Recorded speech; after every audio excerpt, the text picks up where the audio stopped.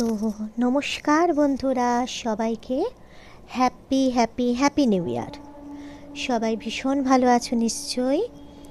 তো আজকে তো নতুন বছর পড়ে গেল 2025। কীভাবে তোমরা সবাই মিলে সারা দিনটা কাটালে অবশ্যই আমাকে জানিও। আমার আজকে সকালবেলাতেই বাড়ির কাজকর্ম সব কিছু সেরে সেই ডাক্তারের কাছে অ্যাপয়েন্টমেন্ট ছিল। তো ডাক্তারের কাছে আজকে এই বছরের প্রথম দিনটাই যেতে হয়েছিল। তো কদিন ধরেই শরীরটা খুব ভালো ছিল না, এবং আমি তো প্রায়ই ভুগি। তো ডাক্তার দেখাবো দেখাবো দেখাবো করে অনেক দিন ধরেই ডাক্তার দেখানো আর হয়ে উঠছিল না। তো আজকে অবশেষে ডাক্তারের কাছে আমি চলেই গেলাম। কেন কি এই দুদিন, খুব সম্ভবত দুদিন আগেই বোধহয়, হ্যাঁ 29 তারিখের ঘটনা এটা। তো সকালবেলা হঠাৎ সিঙ্কে আমি চাটা করে চায়ের বাসনটা ধুচ্ছি। তো হঠাৎ করে শরীরটা কেমন করলো।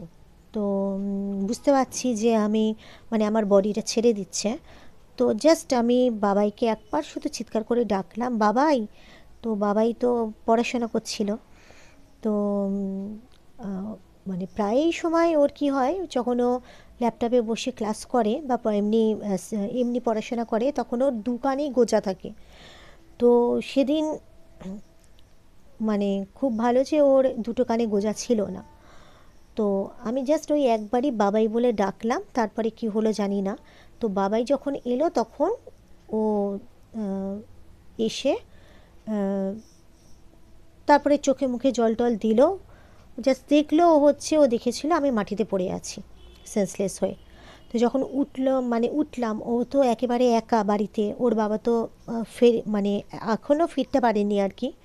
এখনও কোনো ট্রেনের ব্যবস্থা করতে পারেননি, বাসেও টিকিট পাওয়া যাচ্ছে না, ট্রেনেও না, এত রাশ চলছে এখন ওখানে। তো সেই অবস্থায় সেই সময়টা ও পুরো একা, ভীষণ টেনশান এসে পড়ে গিয়েছিল, ভীষণভাবে জলে মুখে চোখে জল দিচ্ছিল। আর কোনোভাবে আমাকে ওঠাতে ও হেল্প করছিল। আর অনেকক্ষণ পর আমি উঠলাম, উঠে তো দাঁড়াতে পারছি না।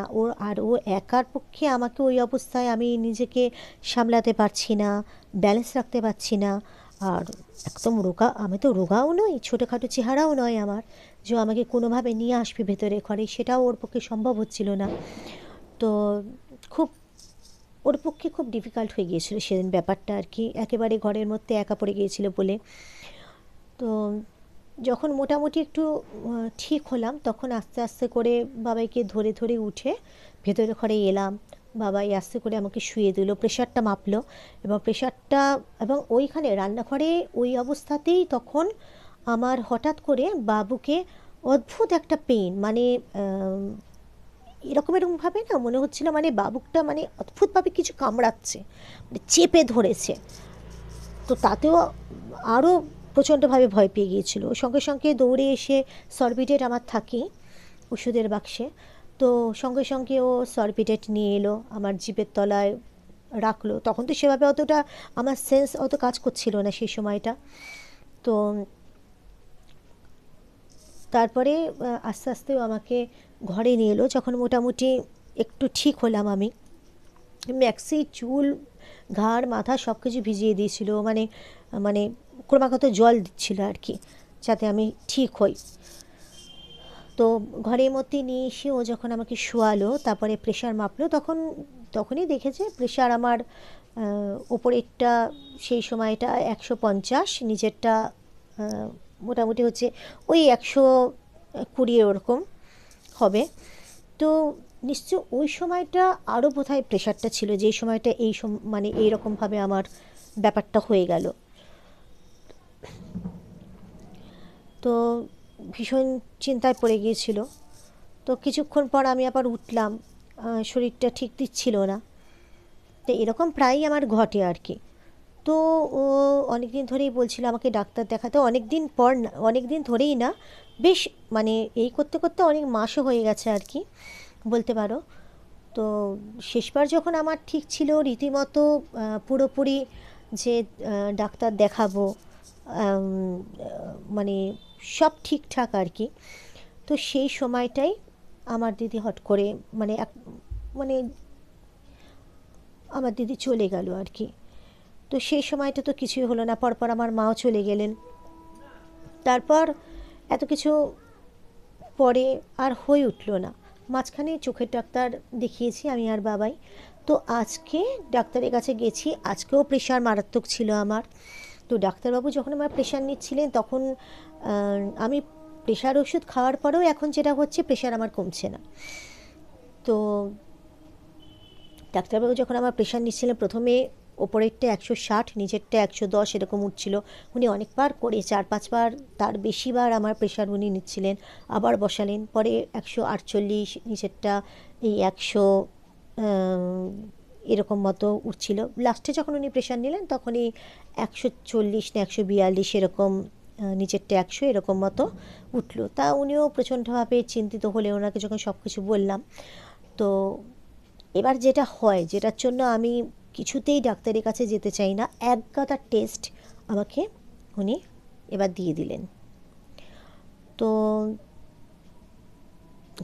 কিছু বলার নেই, বছরের প্রথম দিনই এবার ডাক্তারের কাছে গিয়ে এতগুলো টেস্ট। এবার বাবাই তো এখন সন্ধ্যে থেকেই এখানে ফোন করছে ওখানে ফোন করছে বুক করার জন্য। এবার আমাকে আহ, এত প্রথমত তো আমি রক্ত দিতে খুব ভয় করি, মানে ওই ইঞ্জেকশানে আমার মারাত্মকভাবে ভয় আর কি। তো ব্লাড টেস্ট তো রীতিমতো এত দিয়ে দিয়েছে আমাকে। তো রীতিমতো এদিকে মুখে বলছে রুটিন চেক আপ, তারপরে প্রচুর পরিমাণে এমনিও টেস্ট দিয়েছেন। উনি যখন শুনলেন আমার এরমভাবে প্রেশার মানে মারাত্মকভাবে বাড়ে, এবং আর একটা ব্যাপার আছে, যখন আমি প্রেশারের ওষুধ নিই অনেক সময় কি হয়, হঠাৎ করে জাম্প করে প্রেশারটা, মানে হট করে ফল করে গেল, বা হট করে অনেক সময় প্রেশার হাই হয়ে গেল, মানে খুব ফ্ল্যাকচুয়েট করে আমার প্রেশার। তো এই ব্যাপার। তো দেখো বন্ধুরা, আমার এই হচ্ছে আমার হচ্ছে ফাইল।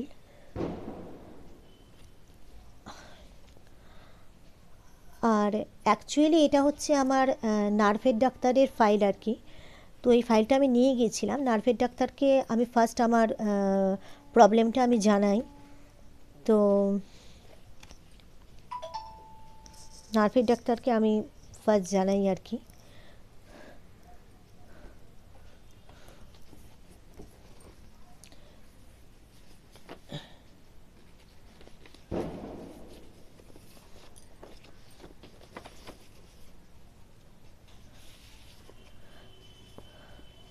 যখন প্রেশার কিছুতেই কমছিল না, ওনাকে আমি বলেছিলাম, উনি তখন আমাকে প্রেশারের ওষুধ চেঞ্জ করে উনি দিয়েছিলেন।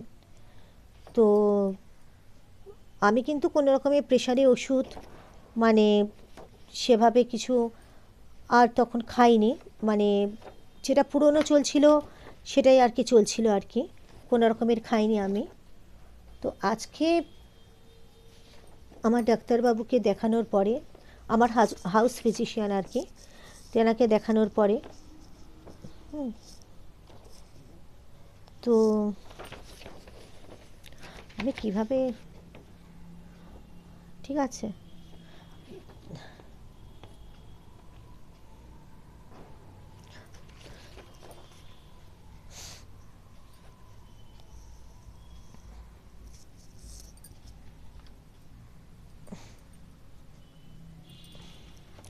দেখো এখানে আমার তো পুরোপুরি রুটিন চেক আপ সব আমার দিয়ে দিয়েছে। আর প্রেশার 146/100, এইটা অবশ্য দেখো উল্টো দিকে লেখা আসছে, সোজা কীভাবে হয়, বাবাইয়ের এখন ক্লাস হচ্ছে। 146/100।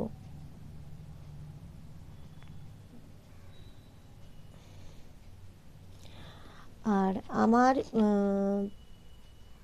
এটা প্রেসক্রিপশন আর কি।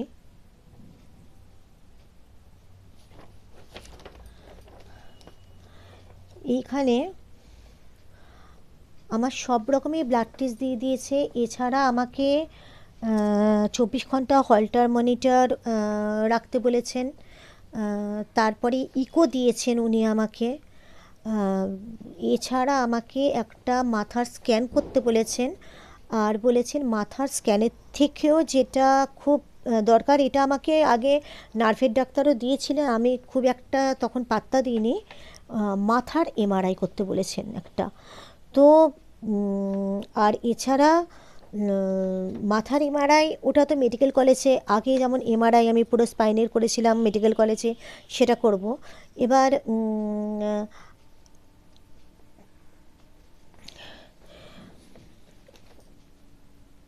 ব্লাড টেস্টের মধ্যে এলএফটি দিয়েছে, লিপিড প্রোফাইল দিয়েছি, তারপরে ইউরিক অ্যাসিডটা, ইউরিক অ্যাসিড নয় ওটা কি বলে, থাইরয়েডটা দিয়েছে, কোলেস্টেরল দিয়েছে, সুগারটা দিয়েছে আর কি। আমি যতবার আমি চেক করিয়েছি আমার সুগার কখনোই ধরা পড়েনি আর কি। কোলেস্টেরল তো দিয়েছে। হুম, মানে প্রচুর, মানে A to Z হচ্ছে ব্লাড টেস্ট প্রচুর পরিমাণে আর কি করতে দিয়েছে আর কি। তো এই হচ্ছে ব্যাপার।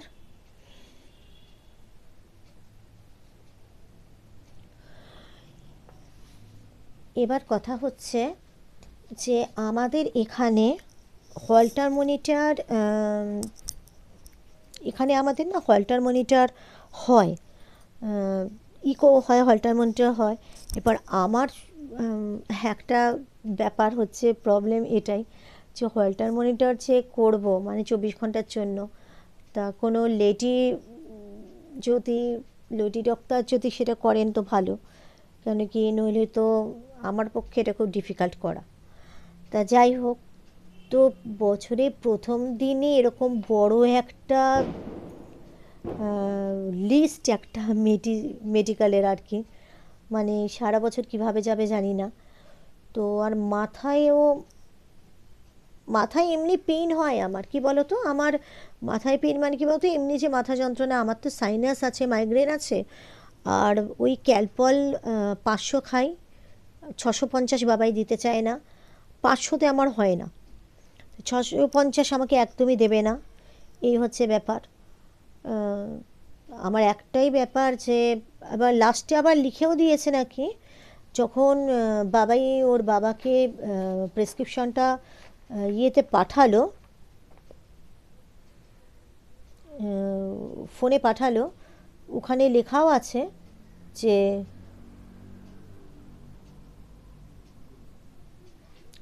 অ্যাডমিশন ফর অবজারভেশন লেখা আছে।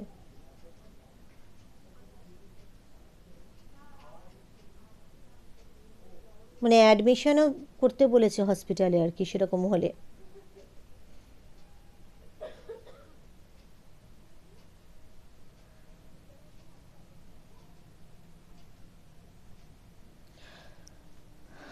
যাই না, বছরের প্রথমটা এইভাবে আমার শুরু হলো।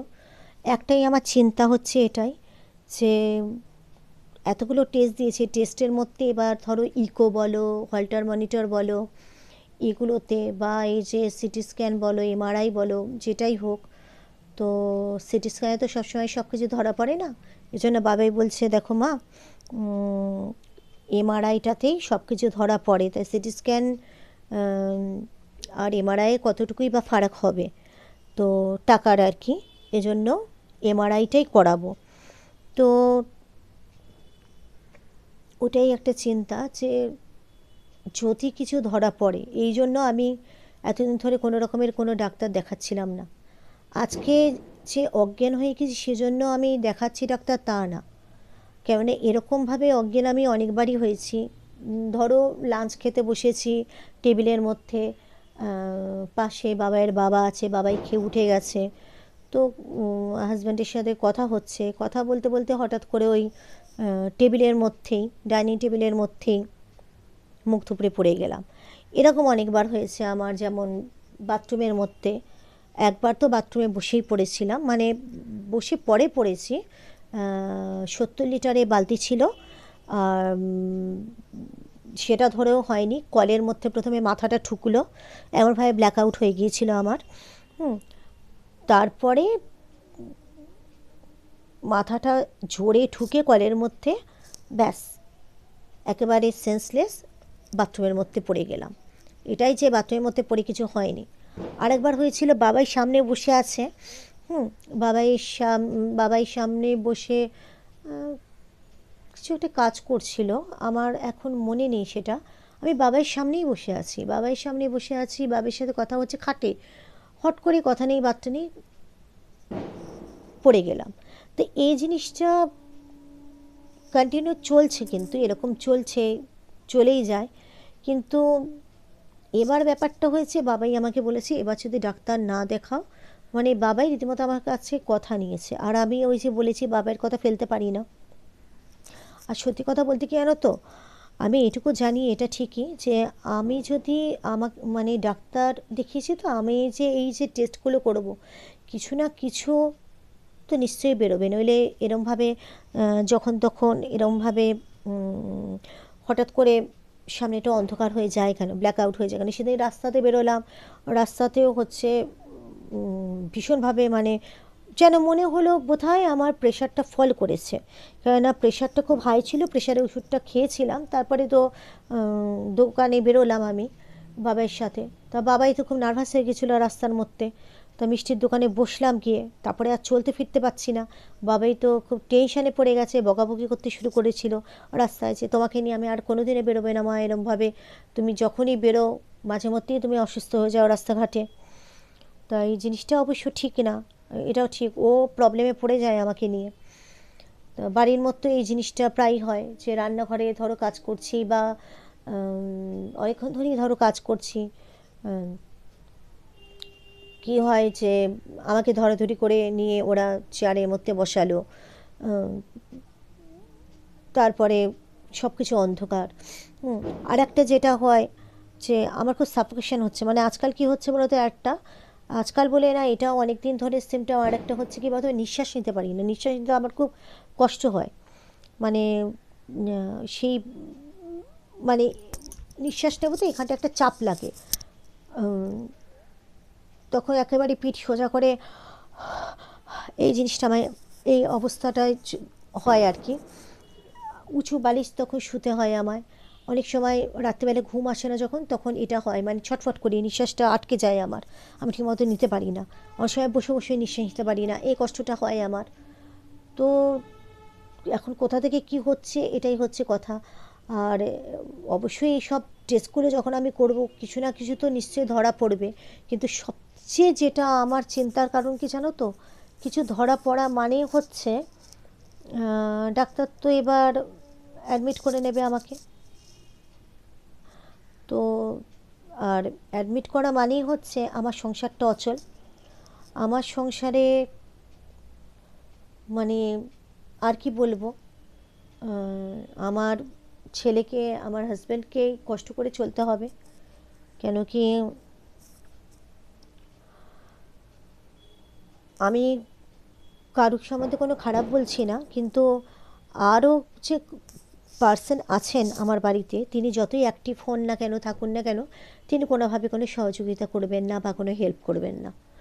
কেন কি আমার হাজব্যান্ড 1 মাসের ওপর হয়ে গেল শিলিগুড়িতে আছেন, এখন অনেকভাবে আসার চেষ্টা করছেন, অনেক দিন ধরে উনি টিকিট কাটার চেষ্টা করছেন, কিন্তু বারবারই ওয়েটিং লিস্ট হচ্ছে, শেষে এজেন্সিকে দিয়েছে, তারপরেও টিকিট হচ্ছে না, এরকম অবস্থা। তো কালকে খুব আশা করেছিল আজকে সকালবেলা চলে আসবে, মানে কালকে রাতের ট্রেনে অন্তত উনি উঠতে পারবেন, সেটাও হলো না। তো কবে আসবে সেটাও জানি না। এবার ওখানে ওনাকে সব কিছু করতে হয়, মানে বাইরের কাজ, সংসারের কাজ, এবার একটা মানুষ সংসারের কাজও করবে, বাইরের কাজও করবে, ওখানে রান্নাবান্না পর্যন্ত ওনাকে করতে হচ্ছে। তো আমার এগুলো খুব খারাপ লাগে, মানে আমি নিতান্ত অসুস্থ না হয়ে গেলে, যেমন আমার ডেঙ্গু হয়েছিল যখন, উঠতে পারছিলাম না, খুব খারাপ অবস্থা হয়েছিল, সে সময়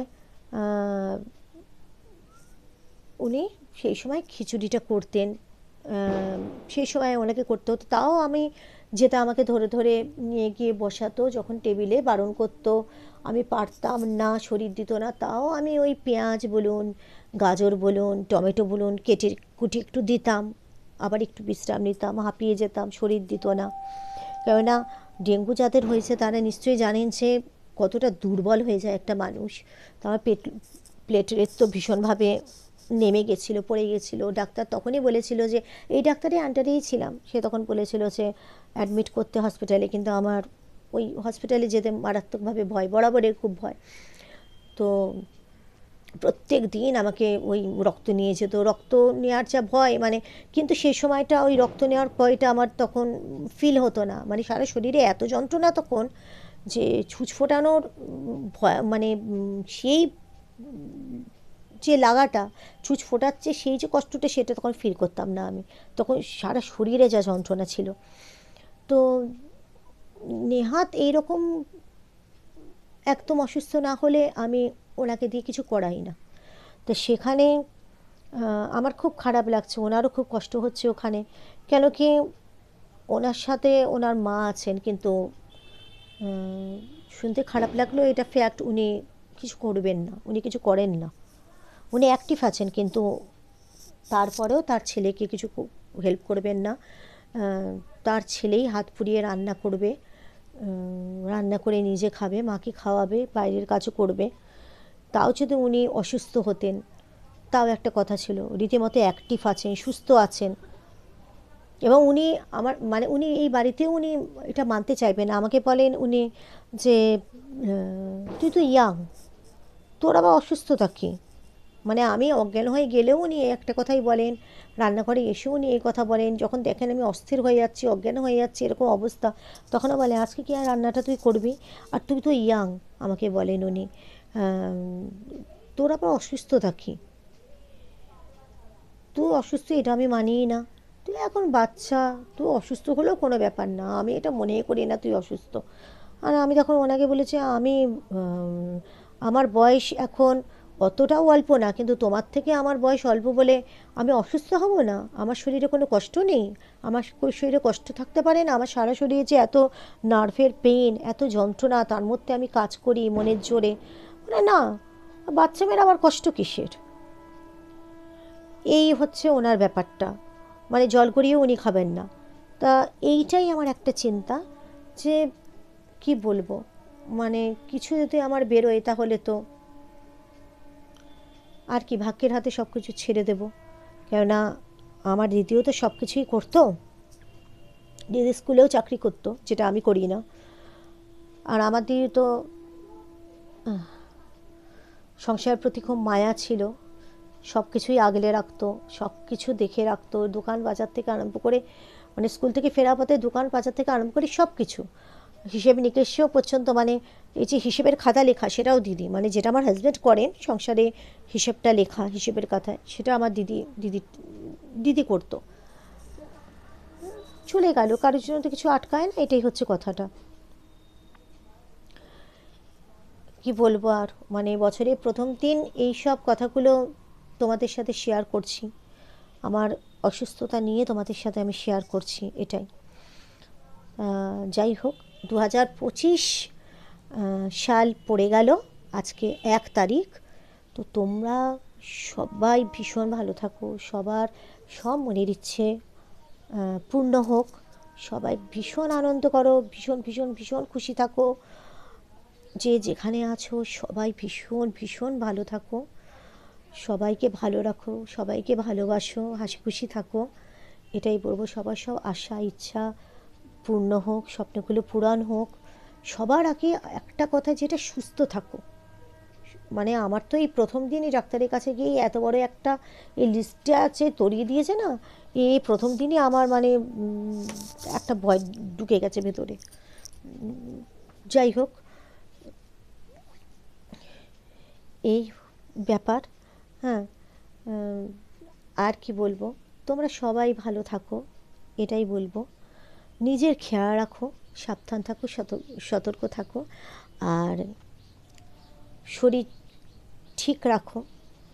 আর যারা আমার মতো মানে ডাক্তারের আন্ডারে আছো, ওষুধ খাও, তারা ঠিকমতো ওষুধ খাও নিয়ম করে, যত তাড়াতাড়ি সুস্থ হয়ে যাও।